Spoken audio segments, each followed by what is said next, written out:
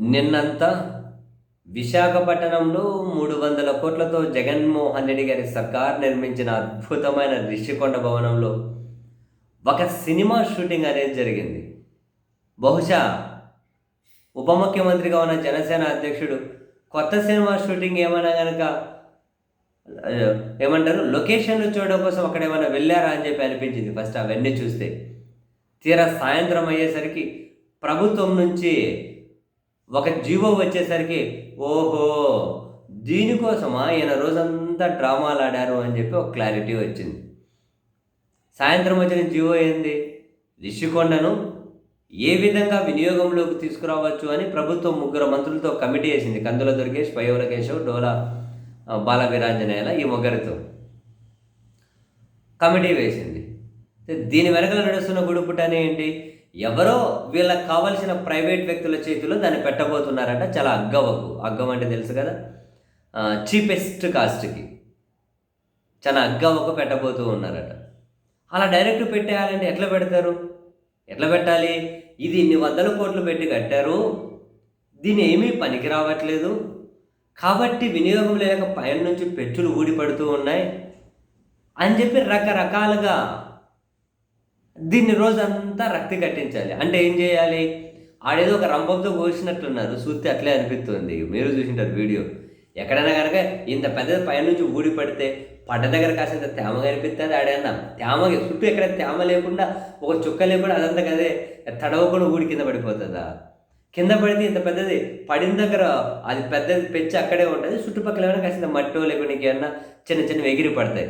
కానీ ఆడబోతే దాన్ని తీసి పక్కన ఇంకా దూరంగా పెట్టారు. ఏమంతా ఈ గురుత్వాకర్షణ శక్తి చూసి న్యూటన్ ఆ పక్కనే అన్న సముద్రంలో దూకేసినాము.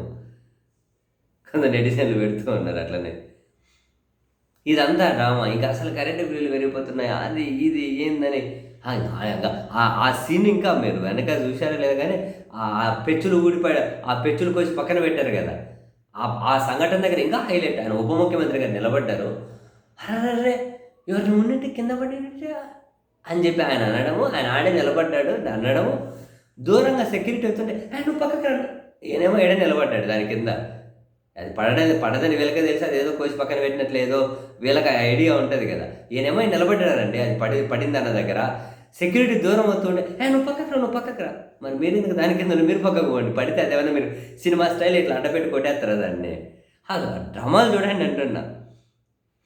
దీన్నే వాళ్ళకి కావాల్సిన వాళ్ళకు అగ్గవకు చీపెస్ట్ ప్రైస్కి ఏదో ప్రైవేట్ వాళ్ళకి అప్పచెప్పడం కోసం ఇవన్నీ ఏదో ఒక స్క్రిప్ట్ ఎగ్జిక్యూట్ చేసినట్టున్నారు.